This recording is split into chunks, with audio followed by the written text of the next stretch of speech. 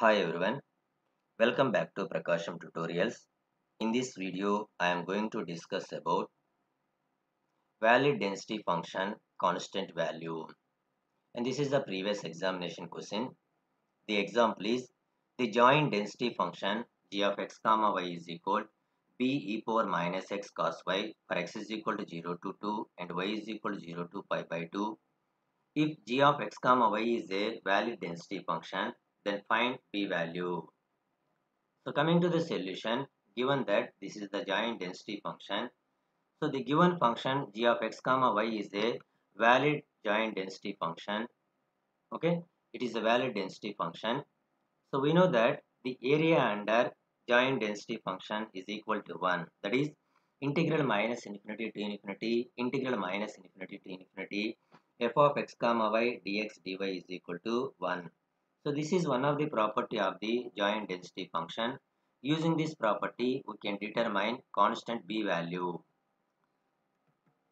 So now here the joint density function is b e power minus x cos y dx dy.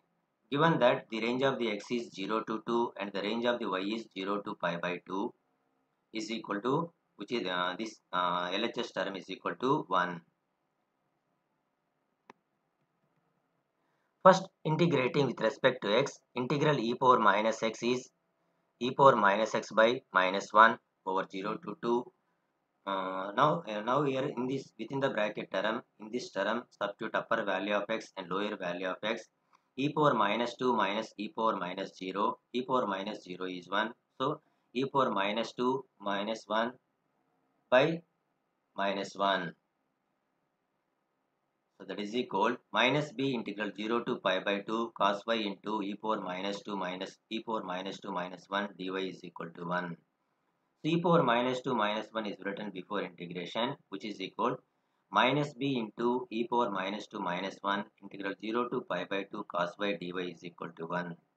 So integral cos y dy is sin y over 0 to pi by 2. Now substitute upper value of y and lower value of y. We have sin of pi by 2 minus sin 0. Sin of pi by 2 is 1, sin 0 is 0, 1 minus 0 is 1. Therefore, the constant b is equal 1 by 1 minus e power minus 2.